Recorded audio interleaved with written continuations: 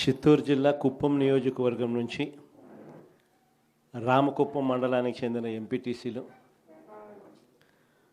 సత్యసాయి జిల్లా పెనుగొండ నియోజకవర్గం నుంచి రొద్దం మండలానికి చెందిన ఎంపీటీసీలు, మడకశిర నియోజకవర్గం మడకశిర మున్సిపాలిటీకి సంబంధించిన కౌన్సిలర్లు, అన్నమయ్య జిల్లా రాజంపేట మున్సిపాలిటీకి సంబంధించి అక్కడి నుంచి వచ్చిన కౌన్సిలర్లు, వీరితో పాటు ఈ ప్రాంతాలకు సంబంధించిన ముఖ్య నేతలందరికీ కూడా పేరు పేరున హృదయపూర్వకంగా నమస్కారాలు తెలియజేస్తా ఉన్నాను. ఈరోజు మీరంతా కూడా తెగువ చూపించిన పరిస్థితుల మధ్య మిమ్మల్ని అందరినీ అభినందిస్తూ మీ అందరితో కూడా కాసేపు గడిపే కార్యక్రమం చేస్తూ ఉన్నా. నిజంగా ఈరోజు రాష్ట్రంలో ఉన్న పరిస్థితులు ఎలా ఉన్నాయి అన్నది బహుశా నాకన్నా కూడా మీకే బాగా తెలుసు. రాష్ట్రంలో ఈరోజు విలువలు లేని, విశ్వసనీయత లేని, ప్రజాస్వామ్యాన్ని కూనీ చేస్తూ ఉన్న పరిస్థితుల మధ్య రాజకీయాలు జరుగుతూ ఉన్నాయి. ఇలాంటి చెడిపోయిన ఈ రాజకీయ వ్యవస్థలో తులసి ముక్కల్లా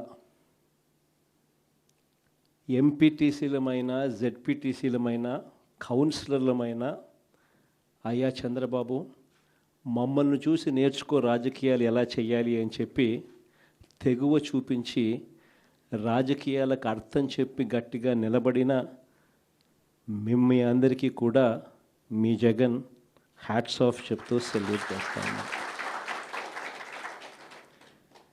కారణం ఏమిటంటే రాజకీయాలలో ఉన్నప్పుడు విలువలు ఉండాలి. రాజకీయాల్లో ఉన్నప్పుడు విశ్వసనీయత అన్న పదానికి అర్థం తెలిసి ఉండాలి. ఈ రెండింటికి కూడా అర్థం తెలియని వ్యక్తి ఎవరైనా ఈ రాష్ట్రంలో ఉన్నారు అని అంటే అన్ఫార్చునేట్గా అది ఈ రాష్ట్ర ముఖ్యమంత్రి అని చెప్పడానికి నిజంగా ఈ రాష్ట్ర పౌరుడిగా నేను తలదించుకోవాల్సిన పరిస్థితి. అంతగా దిగజార్చినడు ఈ పెద్ద మనిషి రాజకీయాలను. ఈరోజు రాజకీయాలలో ఇటువంటి దారుణమైన పరిస్థితులు కూడా చూడాల్సి వస్తుందని నేను ఎప్పుడు అనుకోలే. ఎందుకు ఈ మాట చెప్తా ఉన్నాను అని అంటే, ఒకసారి ఈ రామకుప్పానికి సంబంధించి చంద్రబాబు నాయుడు గారి సొంత నియోజకవర్గం, ఈ రామకుప్పానికి సంబంధించి ఎంపీటీసీకి సంబంధించిన ఒక కేస్ స్టడీ, ఒక ఎంపీపీ చనిపోయిన పరిస్థితుల మధ్య ఎన్నికలు జరుగుతూ ఉన్నాయి. 16కు సంబంధించిన ఎంపీటీసీలు వైఎస్ఆర్సీపీకి సంబంధించిన వాళ్ళే గెలిచారు. మరి ఇలాంటి చోట ఎందుకు చంద్రబాబు అనే వ్యక్తి పోటీ పెడతా ఉన్నాడు? గెలవడం అన్నదానికి మీనింగ్ ఎక్కడుంది? గెలవలేము అన్న సంగతి తెలుసు. గెలిచిన వాళ్ళందరూ కూడా, ఇక్కడ నుంచి గెలిచిన వాళ్ళందరూ కూడా వైఎస్ఆర్సీపీ టికెట్ మీద, ఆ బీఫామ్ మీద గెలిచిన వాళ్ళు. మరి ఇలాంటి చోట 6 మందిని ఇక్కడి నుంచి లాక్కునే కార్యక్రమం చంద్రబాబు నాయుడు గారి దగ్గరుండి చేశారు. తర్వాత వైఎస్ఆర్సీపీ ఎంపీటీసీలు ప్రయాణం చేస్తూ ఉన్న, మిగిలిన ఎంపీటీసీలు ప్రయాణం చేస్తూ ఉన్న వాహనాన్ని దగ్గరుండి పోలీసుల చేత అడ్డుకున్నారు. హైకోర్టు ఆదేశాలతో భద్రత కల్పించాల్సిన పోలీసులు సాక్షాత్తుగా దగ్గరుండి చంద్రబాబు నాయుడు గారికి వాచ్మెన్ లాగా తయారయ్యారు. చివరికి కోరం లేకపోయినా కూడా 6 మంది సభ్యులు మాత్రమే చంద్రబాబు నాయుడు గారి ప్రలోభాలకు లొంగి అటువైపున వెళ్ళిన పరిస్థితుల మధ్య కూడా ఏకంగా డిక్లేర్ చేసుకున్నారు అధికారుల చేత. ఇలాంటి రాజకీయ వ్యవస్థతో మనం పోటీ చేస్తూ ఉన్నాం. సత్యసాయి జిల్లా పెనుగొండ నియోజకవర్గం రొద్దం మండలం, ఇక్కడ కూడా పరిస్థితి చూస్తే ఎలా ఉంది అని అంటే, ఏకంగా 15 ఎంపీటీసీలకు 15 ఎంపీటీసీలు వైఎస్ఆర్సీపీనే గెలిచింది. మళ్ళీ ఇక్కడ పోటీ పెట్టే పరిస్థితి మామూలుగా ఎవరు చేయకూడదు. ఇక్కడ కూడా ఎంపీపీ చనిపోయిన పరిస్థితుల మధ్య ఇక్కడ ఎంపీపీని ఎన్నుకునే ఉప ఎన్నిక జరుగుతూ ఉంది. ఇక్కడ కూడా తారుమారు చేయడానికి చాలా కష్టపడ్డాడు.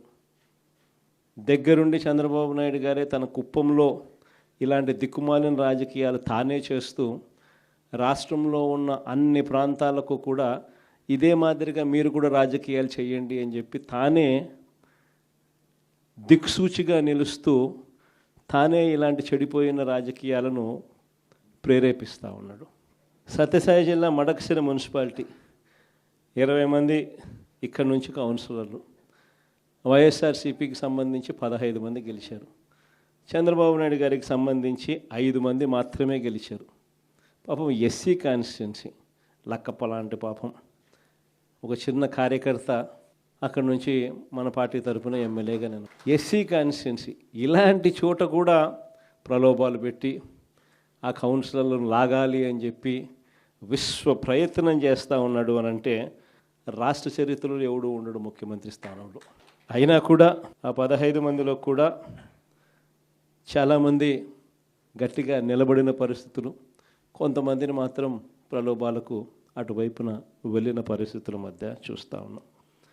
అన్నమయ్య జిల్లా రాజంపేట ఈ మున్సిపాలిటీ అయితే 29 మంది కౌన్సిలర్లకు గాను 24 కౌన్సిలర్లు వైఎస్ఆర్సీపీ టికెట్ మీద గెలిచిన వాళ్ళు.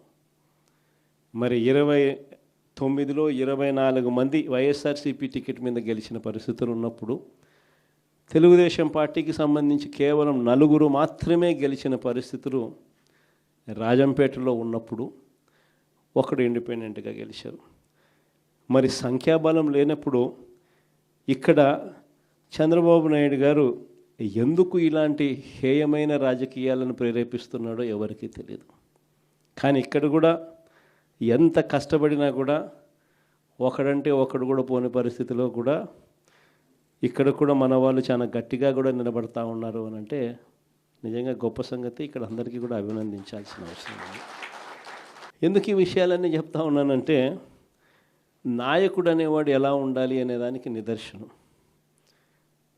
మన ఎంపీటీసీలు ఎవరైతే ఇవాళ తెగో చూపుతూ ఉన్నారో విలువలకు విశ్వసనీయతకు గట్టిగా నిలబడి మేము ఎంపీటీసీలమైనా జెడ్పీటీసీలమైనా కౌన్సిలర్లమైనా అయ్యా చంద్రబాబు నీకన్నా పోలిస్తే మేము చాలా చిన్న పదవుల్లో ఉన్నవాళ్ళము, అయినా కూడా మాకు విలువలు ఉన్నాయి, విశ్వసనీయత ఉంది, రాజకీయాలకు అర్థం మేము చెప్తా ఉన్నాం, నిన్ను చూస్తే రాజకీయాలే సిగ్గుతో తలంచుకోవాల్సిన పరిస్థితిలో ఉన్నాయి, నువ్వు ముఖ్యమంత్రి స్థానంలో కూర్చున్నావు, తల దించుకో అయ్యా చంద్రబాబు అని చెప్పి ఇక్కడి నుంచి మన వాళ్ళు సంకేతం ఇస్తూ ఉన్నారు చంద్రబాబు నాయుడు గారు. ఎన్ని కష్టాలున్నా కూడా చిక్కటి చిరునవ్వుతోనే ఉన్నాం.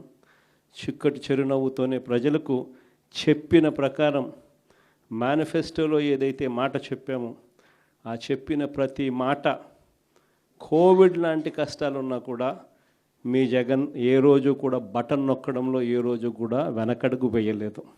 నేను ఒకటి చెప్తా ఉన్నా, ఈరోజు కార్యకర్తలు పడుతూ ఉన్న బాధలు నా కళ్ళతో నేను చూస్తూ ఉన్నా.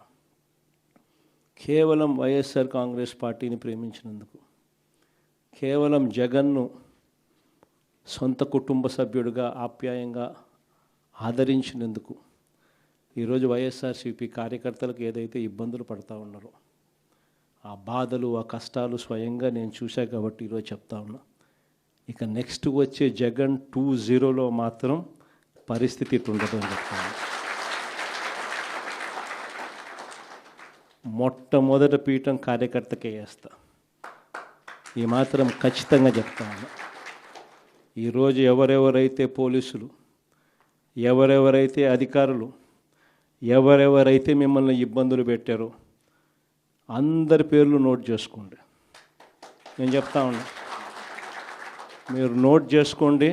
ఒక్కొక్కడిని మాత్రం యూనిఫామ్కు ఉన్న వాల్యూ ఏమిటి అనేది వాళ్ళకి అర్థం కావాలి.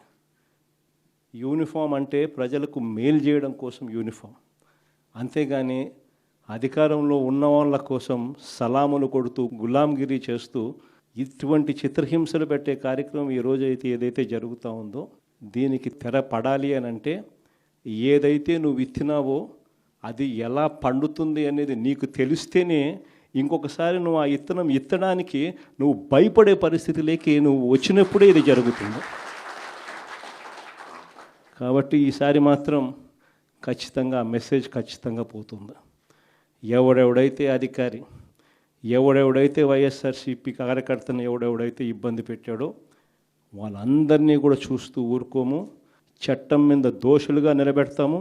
ఒకవేళ వాళ్ళు రిటైర్ అయిపోయి వెళ్ళిపోయినా, లేకపోతే వాళ్ళు దేశం విడిచిపెట్టిపోయి ఉన్నా కూడా ఎవరిని వదిలిపెట్టం. 7 సముద్రాల అవతలున్నా కూడా అందరినీ కూడా పిలిపించే కార్యక్రమం చేస్తాం.